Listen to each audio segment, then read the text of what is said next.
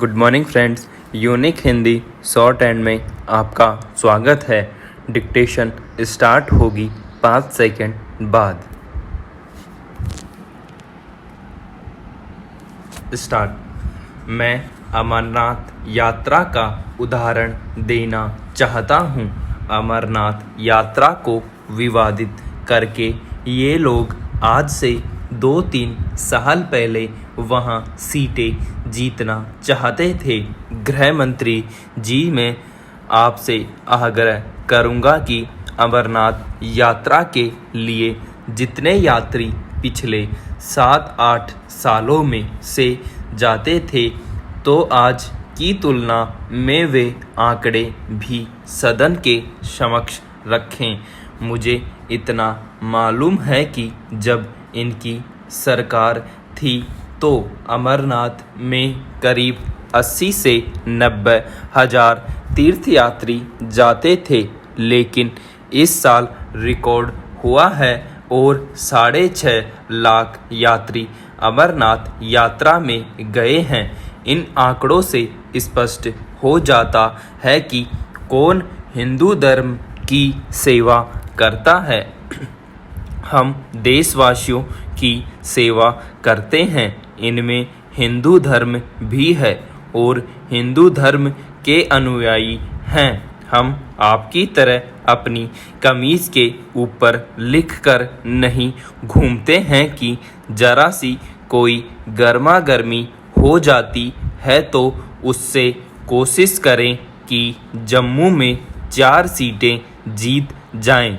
चौधरी जी और मदन जी ने दिखा दिया कि उस गर्मा गर्मी का साल के बाद क्या नतीजा निकलता है। आप भी इन बातों से सीखिए। आप बात करते हैं कि हम देश को बांटते हैं, वे इस बात को याद कर लें कि अगर 80% हिंदू को देश का समझते हैं तो बाकी 20% लोग भी इसी देश में पैदा हुए हैं, इसी देश की औलाद हैं, इसी देश की धरोहर हैं और इसी देश के रहेंगे। देश को बांटना या न बांटने का सबब आप हमें मत सिखाइएगा। इस देश के निर्माण में बहुत पहले से जिस पार्टी ने और जिस विचारधारा ने योगदान दिया है, वह देश की प्रमुख धर्मनिरपेक्षता की नीति को निर्धारित करती है। आप शांतिपूर्वक तौर तरीके की बात करते हैं जम्मू कश्मीर की शांति की। आज जम्मू कश्मीर में जिस तरह के हालात सुधरे हैं, उसके लिए मैं साधुवाद जम्मू कश्मीर की सरकार को देना चाहता हूं। गृह मंत्री जी को, भारत सरकार के प्रयासों को और पार्टी को, जिसमें आपकी पार्टी के लोग भी थे।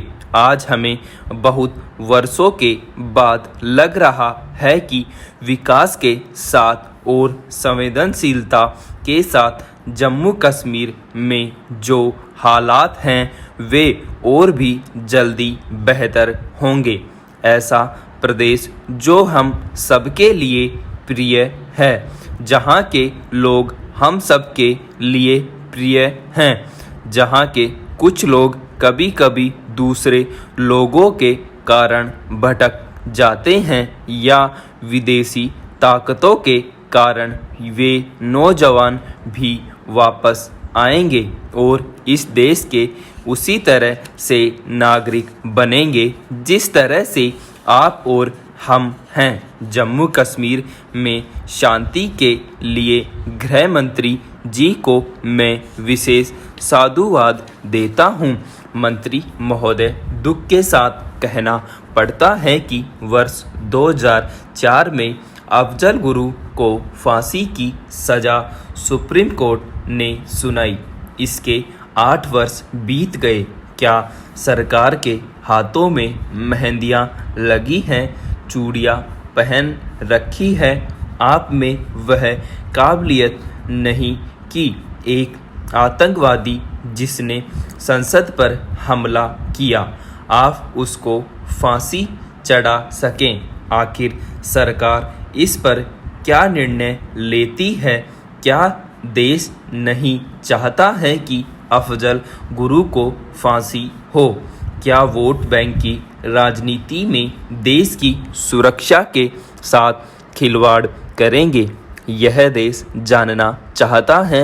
और हमने तो पहले भी कहा कि जब जब आतंकवाद की बात आती है, देश की सुरक्षा की बात आती है, तो मैं और मेरी पार्टी स्तर से ऊपर उठकर आपके साथ, आपकी सरकार के साथ खड़े हैं, क्योंकि राष्ट्र की सुरक्षा का सवाल है। मैं यहाँ तक कहना चाहता हूँ कि जब बाटला हाउस कांड हुआ, इंस्पेक्टर शर्मा शहीद हुए, तो शायद आपकी सरकार में से कोई उनके घर गया या नहीं गया, लेकिन जो आतंकवादी मारे गए उनके घर आपकी पार्टी के वरिष्ठ नेता इतने जल्दी लगातार जाते रहे, मानो कि हमें आतंकवाद को सम्मानित करना था।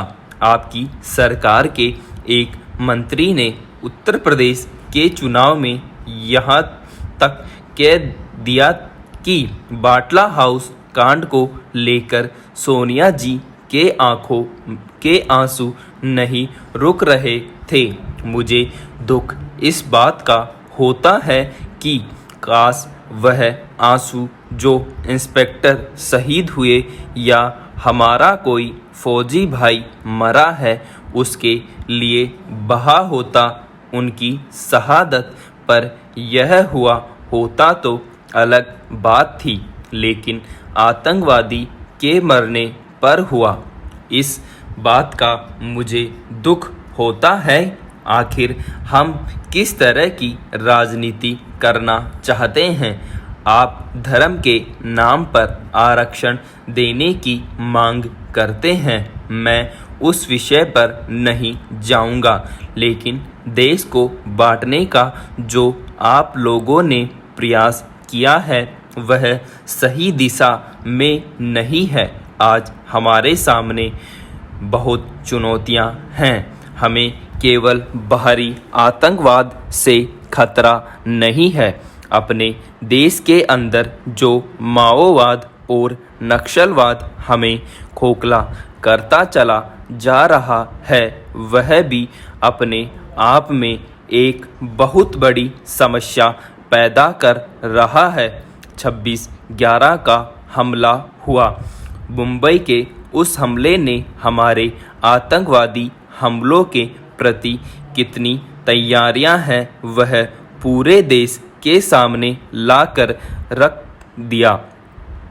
मंत्री महोदय, वर्ष 2009 में आप भी एक IB के फंक्शन में गए थे, जब आपसे सवाल पूछा गया कि क्या सुरक्षा का लचर प्रदर्शन वहां पर हुआ। मुंबई पुलिस उस अटैक का मुकाबला नहीं कर पाई। हमारी NSG उस समय पर नहीं पहुंच पाई। हमारा आसूचना असफल हो गई। क्या हमारे मरीन पुलिस फेल हो गए? आपने शायद कहा था कि आपके पास इसका उत्तर है। अगर NIA उसका उत्तर था तो मुझे लगता है कि उसके बाद भी आप देखें तो इस देश में कई हमले हुए।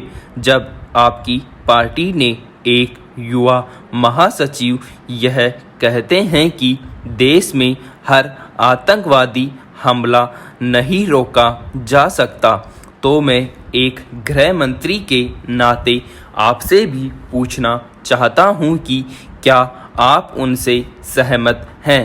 क्या इस देश में आतंकवादी हमले नहीं रुकेंगे?